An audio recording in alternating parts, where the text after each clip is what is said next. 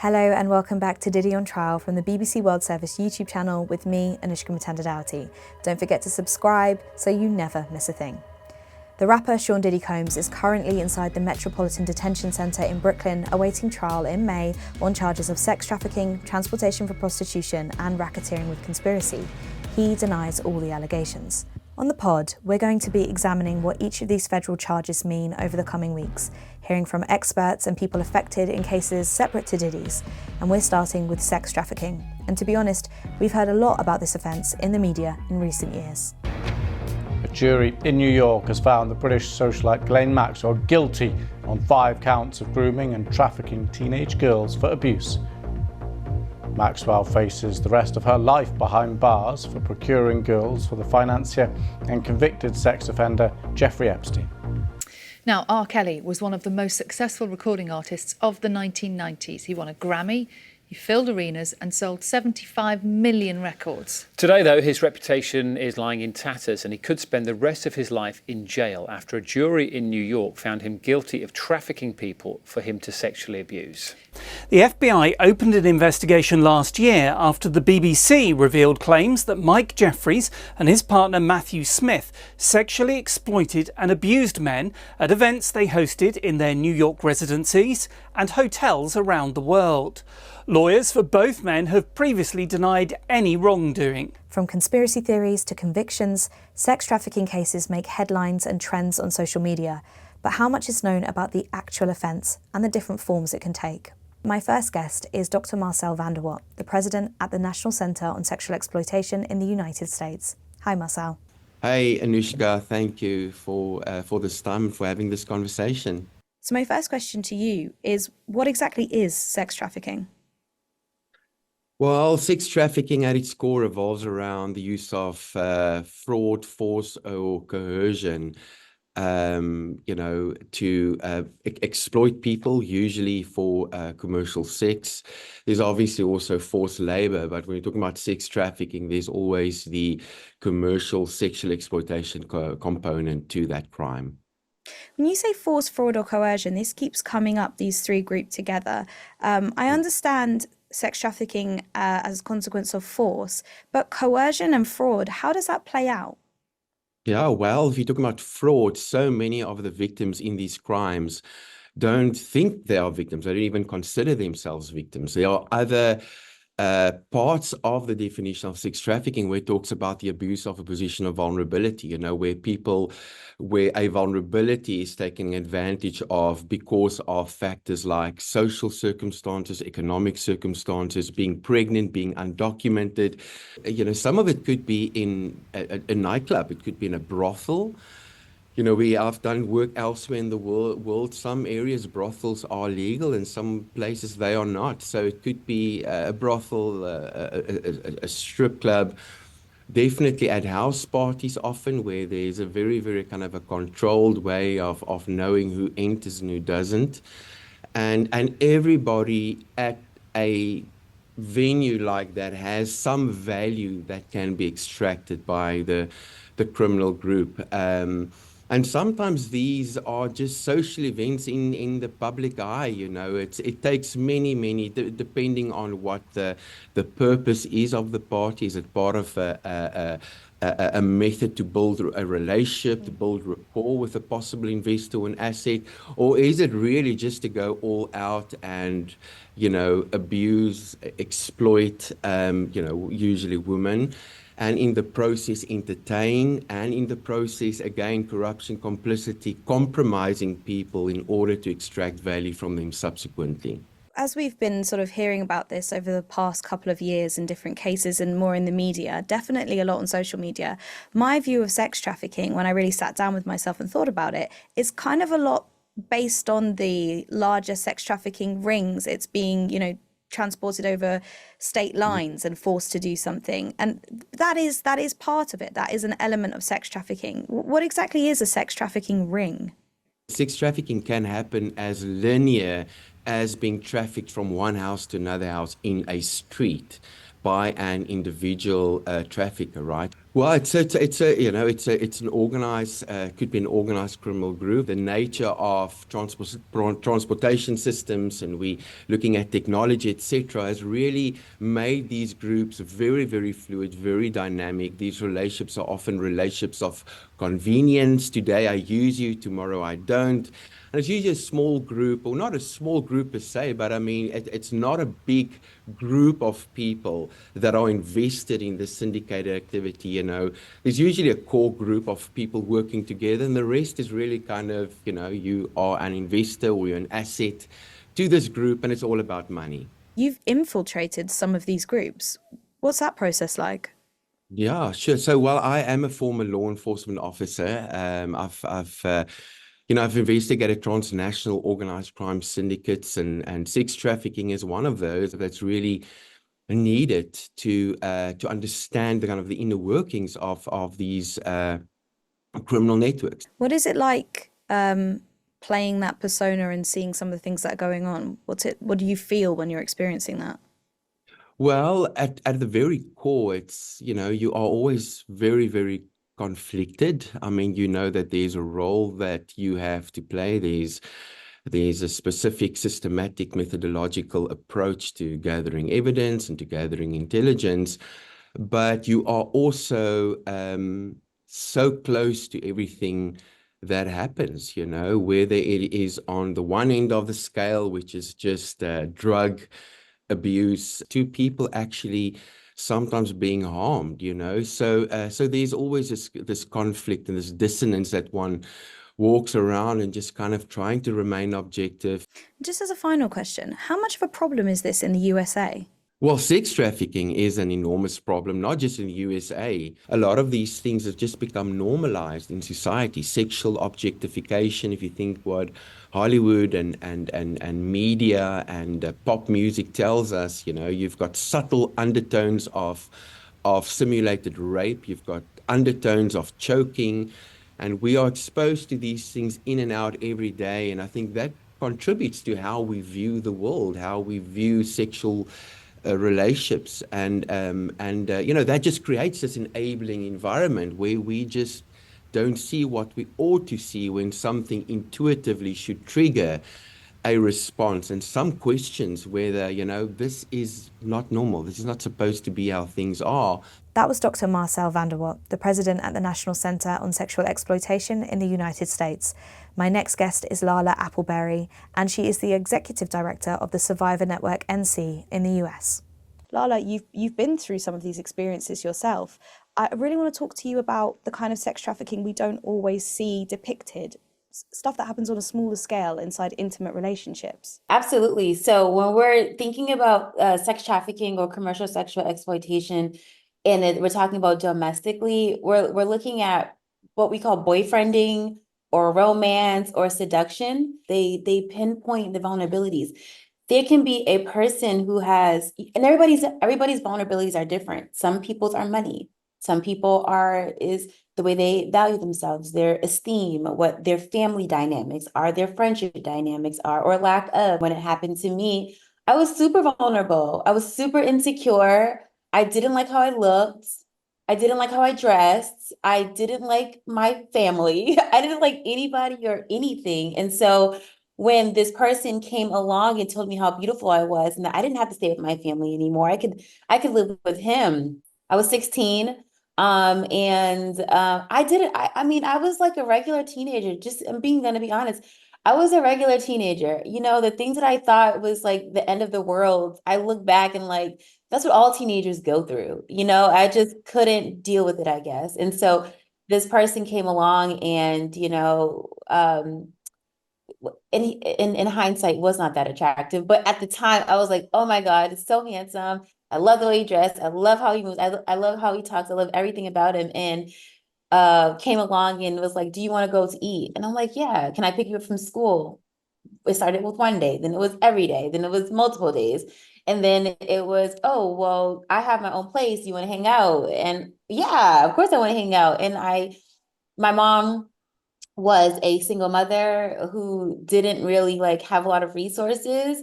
And so this person was taking care of a lot of things. And I also, another thing about when we're talking about romancing, sex trafficking, commercial sexual exploitation, I did not have a strong father figure. I did not understand what a father was supposed to do and how they were supposed to protect, because mine didn't do that. And so early on, actually, on the contrary, I learned that abuse and violence and negativity amongst relationships was normal. You're 16, you're very young, and all these adult things are happening, probably make you feel quite mature. I'm going out to dinner, I'm getting picked up from school in a car. I feel good, I look good, this person likes me for me.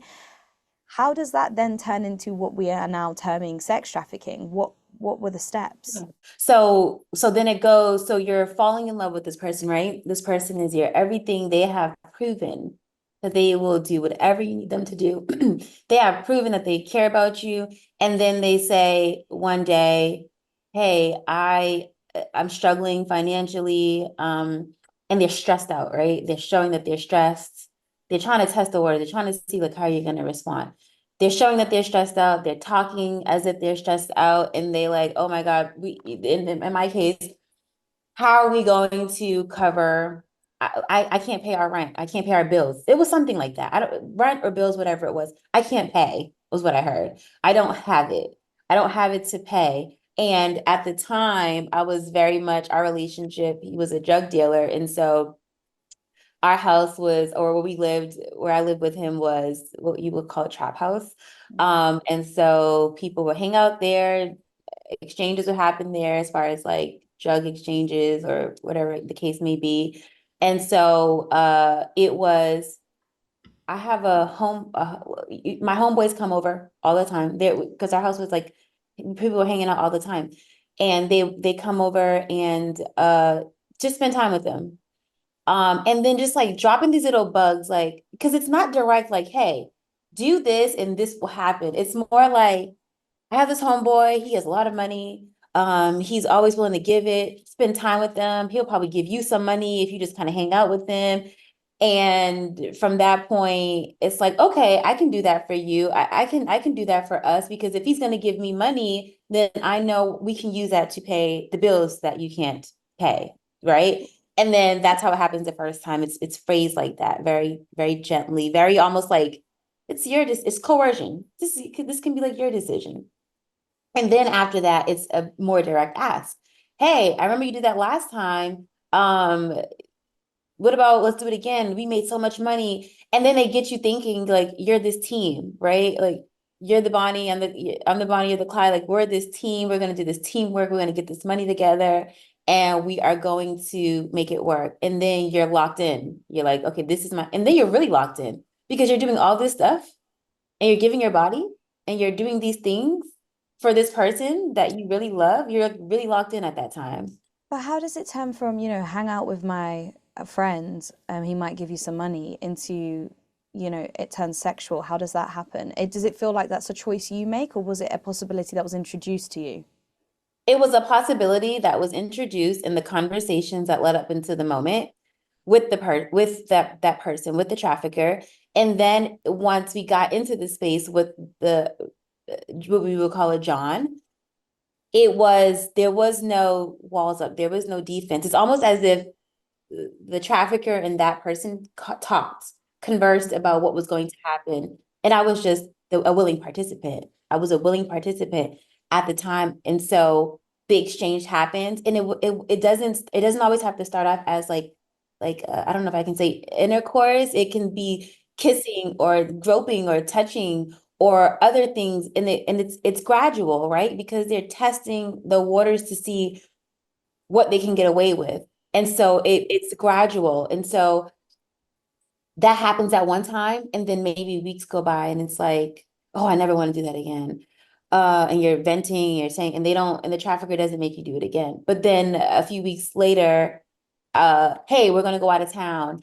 And we're gonna make he's more direct. We're gonna make a lot of money. We're gonna go out of town. We're gonna go to New York. There's this party we're gonna go to. There's all these high earners. There's all these people here, so on and so forth.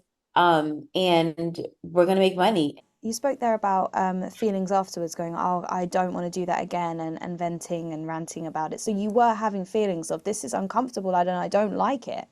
So how were you justifying it to yourself? You were seeing it as an act of love? You were seeing it as compromise? Remember, you have to think about this. This is the hardest part for people to grasp and understand. There is a legion, there is alliance there. There's an alliance that this groomer has created because they got into the minds of this very vulnerable person and decided they were going to fulfill those vulnerabilities. So there is a strong, strong, strong alliance that if somebody came to me and said, stop, you're a victim, this is what's happening, I would have been like, yeah, right, you're stupid. That's not true. This is my boyfriend. What are you talking about?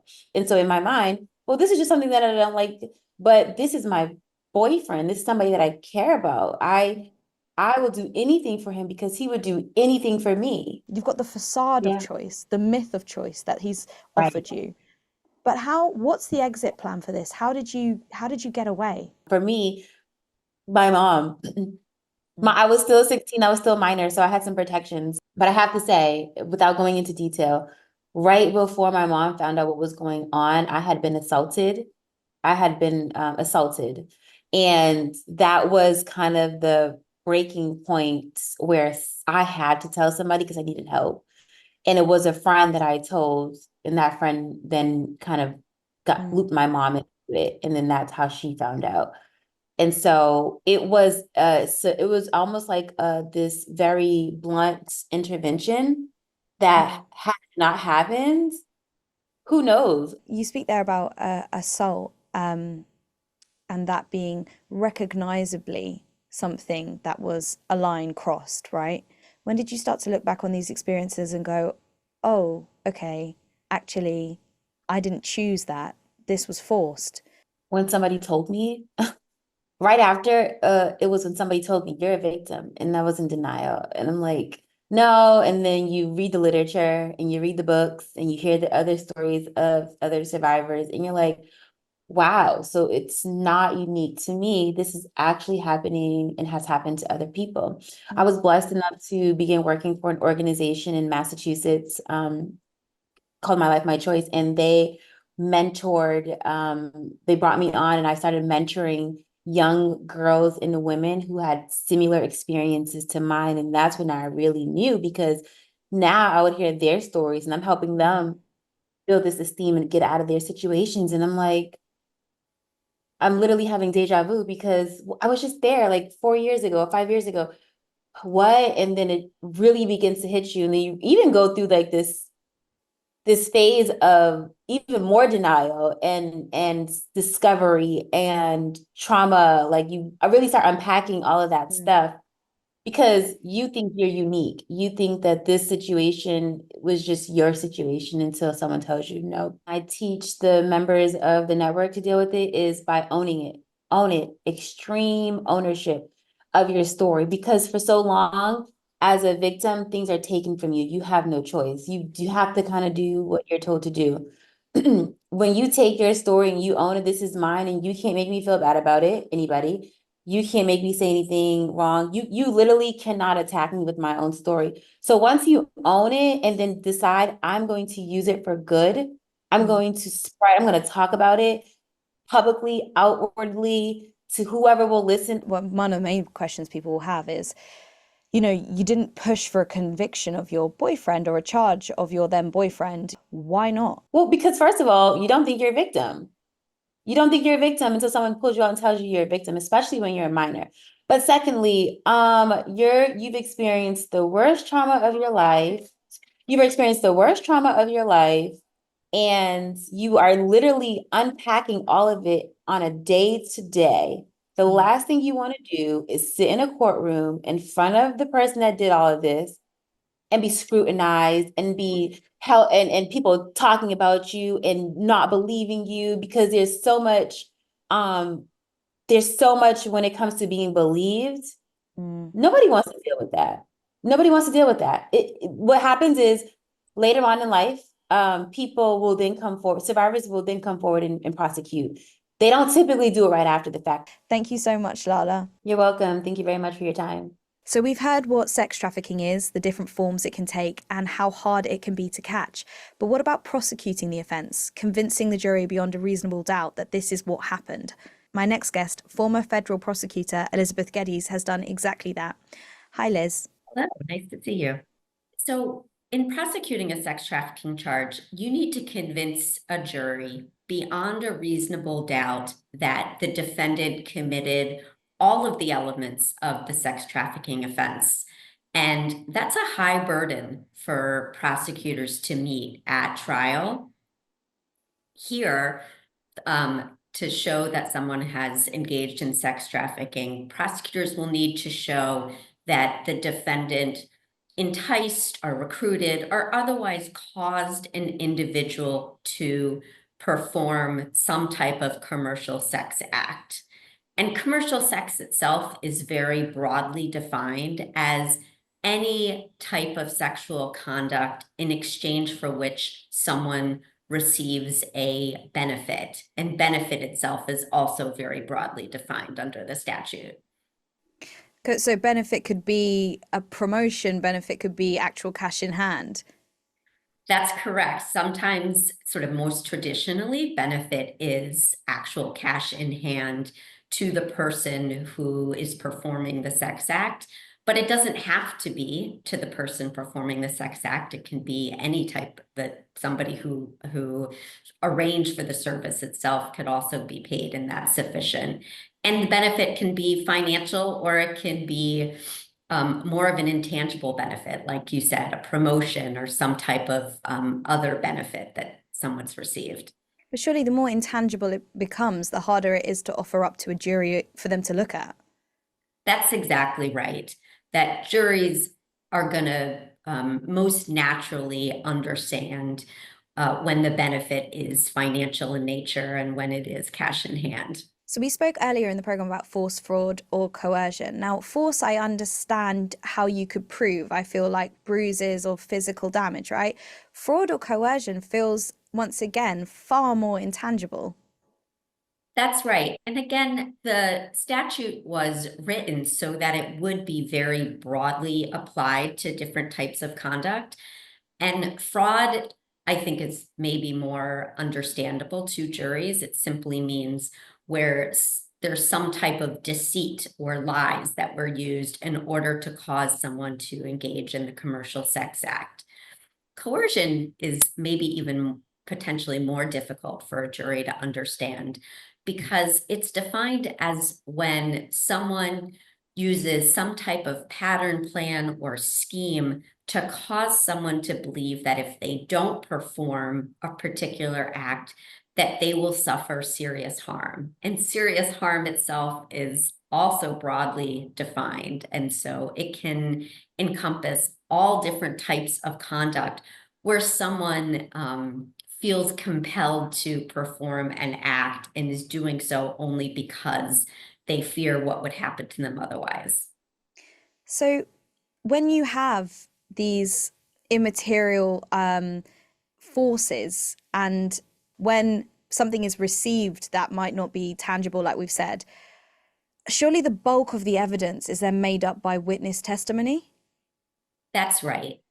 In most of these cases, the primary evidence are the witnesses who take the stand and tell the jury about exactly what happened to them. And they're subject, in many instances, to really significant cross-examination, where their credibility is going to be attacked by the defense and maybe viewed suspiciously by the jury. But at the end of the day, in most of these cases, it comes down to whether or not the jury believes, I was going to say women, but it can be men as well, but for the jury to believe the individual who says that she has been or he has been trafficked in some way. You famously prosecuted the R. Kelly case. Now, R. Kelly is a R&B singer, and he was accused of forced labor. Remind me, was that the only charge? He was charged with operating a racketeering enterprise in connection with he committed various types of crimes, including sexual exploitation of minors and forced labor, among other acts. And one of the things that a lot of people took from that really stuck with people was the testimony of the witnesses who came up. That is a lot, as you've just said, there is a lot of pressure on witness testimony there. How on earth do you prepare somebody to speak about something in a really fragile state in such a public manner? Yeah, witness preparation in those cases is really challenging because generally speaking, the prosecutors and law enforcement agents want to avoid re-victimizing somebody who has already gone through extraordinary trauma.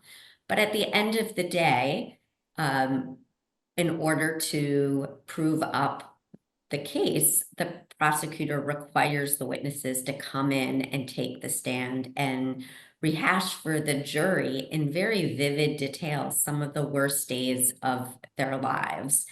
And you know, that's a harrowing thing to ask a witness to do.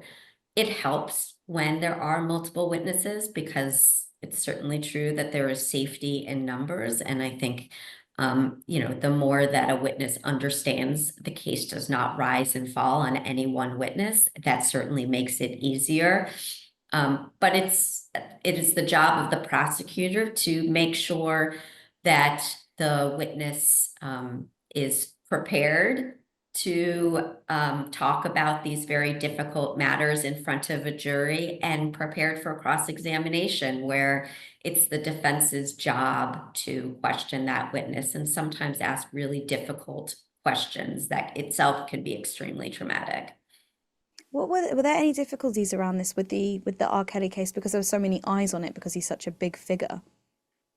Yeah, certainly. There was a lot of publicity on the case. There were lots of reporters and fans who, you know, had their own view as to what was going on. And so there was incredible pressure on the witnesses to come in and tell their story. One thing that we did in that case was ask the court to let our witnesses testify using aliases so that they didn't have to tell the public their first and last name and subject them to additional scrutiny. So that was one small thing that we did to try to ease the burden on them. But even so, it was an incredible burden that they had to overcome. Liz, thank you so much for speaking to me today. We really appreciate it. Thank you. That was Elizabeth Geddes, former federal prosecutor in the United States.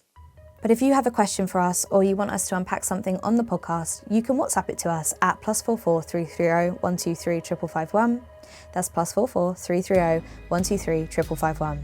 That's it for this episode of Diddy on Trial from the BBC World Service YouTube channel.